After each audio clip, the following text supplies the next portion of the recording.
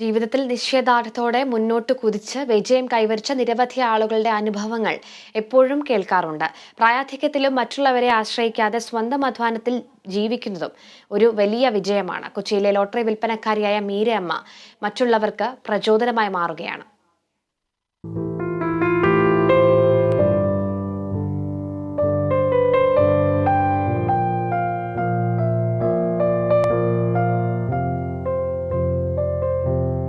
കാലം നൽകിയ ചുളിവുകൾ മുഖത്തുണ്ടെങ്കിലും മനസ്സിപ്പോഴും ചെറുപ്പത്തിന്റെ ആവേശത്തിൽ തന്നെയാണ്.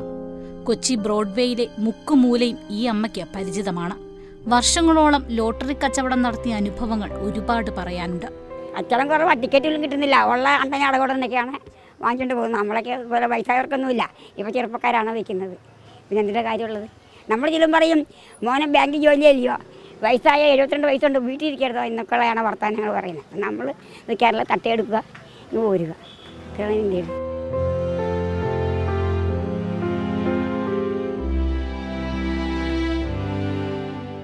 രാവിലെ തുടങ്ങുന്ന കച്ചവടം വൈകിട്ട് വരെ നീളും. ആരോഗ്യ പ്രശ്നങ്ങളും ഒന്നും തന്നെയില്ല. മകനും മകളുമുണ്ട്.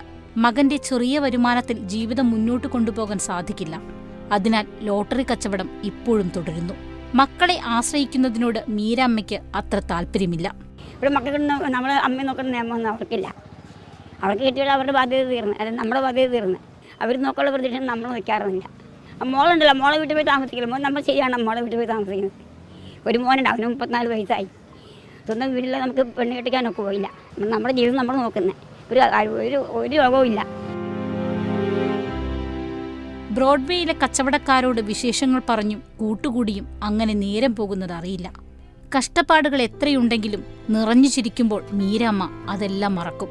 ഒപ്പം കാണുന്നവരുടെ മനസ്സ് നിറയ്ക്കുന്നു.